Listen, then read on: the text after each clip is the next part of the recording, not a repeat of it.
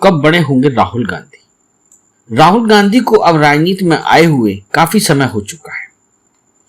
कहने को तो वे अपने आप को जन्मजात राजनीतिक और नेता मानते हैं, पर वे उस तरह से परिपक्व अभी नहीं हुए हैं जैसी उनसे देश अपेक्षा करता है।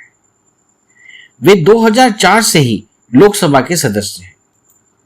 उनकी सियासत में कांग्रेस की विरोधी भारतीय जनता पार्टी के नेताओं से इस्तीफा मांगना बेहद अहम है। उन्हें लगता है कोई इस्तीफा दे या ना दे, उन्हें तो इस्तीफा मांगते ही रहना चाहिए। वे आत्ममुख भी हो चुके हैं। उन्हें गलतफहमी हो गई है कि वे कोरोना वैक्सीन के लाभ हानि से लेकर शेयर बाजार तक की उठापटक को गहराई से जानते हैं। राहुल गांधी ने हाल ही में गृह मंत्री अमित शाह से भी इस्तीफा मांग लिया। पेगासस मामले में कांग्रेस के पूर्व अध्यक्ष राहुल गांधी ने गृह मंत्री का इस्तीफा मांगते हुए कहा कि उनका फोन टैप किया गया है, इसलिए गृह मंत्री अमित शाह को इस्तीफा देना चाहिए। अब बताइए भला कि संचार मंत्रालय के मामले में गृह मंत्री का क्या सरोकार है। अब उन दिनों की बात करते हैं जब राफेल सौदे को लेकर कांग्रेस हंगामा मचा रही थी। तब राहुल गांधी राफेल सौदे में कथित घोटाले को लेकर प्रधानमंत्री नरेंद्र मोदी पर हमला बोलते हुए हर रोज ही उनसे इस्तीफे की मांग कर रहे थे। राहुल गांधी हिंदुस्तान एरोनॉटिक्स लिमिटेड को 1 लाख करोड़ रुपए का सरकारी ऑर्डर देने के मामले में रक्षा मंत्री निर्मला सीतारमण से भी इस्तीफा मांग चुके हैं। आपको याद होगा कि सरकार ने कहा था कि HAL को 1 लाख करोड़ रुपए का ऑर्डर दिया गया है। इस पर राहुल गांधी ने रक्षा मंत्री पर झूठ बोलने का आरोप जड़ दिया था। राहुल गांधी का कहना था रक्षा मंत्री सदन में अपने बयान के समर्थन में दस्तावेज पेश करें या इस्तीफा दें। अब साल 2015 में चलते हैं। तब राहुल गांधी ने ललित मोदी मामले में उस समय की देश की विदेश मंत्री सुषमा स्वराज के इस्तीफे की मांग करना शुरू कर दी थी। राहुल गांधी ने सुषमा स्वराज पर बयान देते हुए मीडिया से कहा था कि सुषमा स्वराज ने क्रिमिनल एक्ट किया है और क्रिमिनल एक्ट करने वाले को सीधे जेल भेजा जाना चाहिए। हालांकि तब भाजपा ने उन पर पलटवार करते हुए कहा था कि राहुल गांधी के साथ दिक्कत यह हो रही है कि वे अपने को हर विषय का जानकार समझने लगे हैं। इसके बाद वे कुछ समय तक चुप हो गए थे, लेकिन फिर 1 सप्ताह के बाद फिर से चालू हो गए। वास्तव में यह किसी भी इंसान के लिए बहुत गंभीर स्थिति है कि वे अपने को सर्वज्ञानी मानने लगे। राहुल गांधी कोरोना महामारी से लेकर राफेल डील और तमाम दूसरे मुद्दों पर बोलते ही रहते हैं।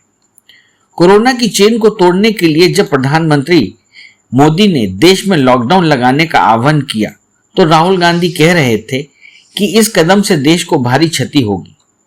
वे इस बात पर भी संदेह जता रहे थे कि उन्हें शक है कि कोवैक्सीन कोरोना से लड़ने में मददगार साबित होगी अथवा नहीं। राहुल गांधी को बहुत से मुगालते हैं।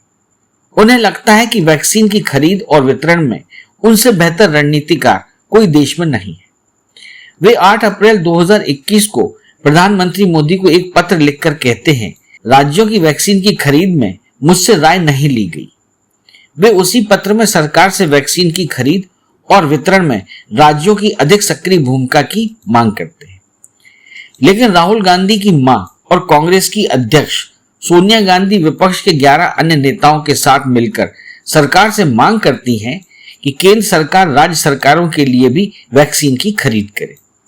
राहुल गांधी के बयानों से यह लगता है कि उन्हें शेयर बाजार की दूर दूर तक कोई समझ नहीं है।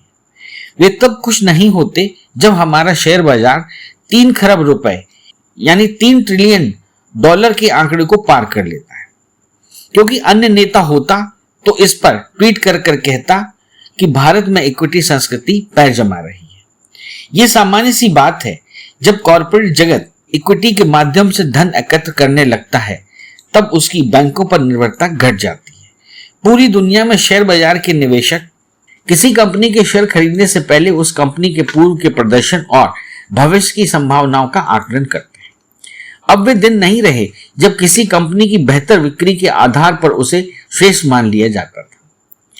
अब उस कंपनी को बेहतर माना जाता है जिसके शेयरों की स्टॉक मार्केट में भरपूर मांग होती है। पर कांग्रेस के नेता राहुल गांधी को शेयर बाजार में उछाल में सिर्फ बुराई ही नजर आती है। राहुल गांधी के निशाने पर रिलायंस इंडस्ट्रीज लिमिटेड लगातार रहती है। वे इसके शेयर के उछाल से बहुत दुखी हो जाते हैं।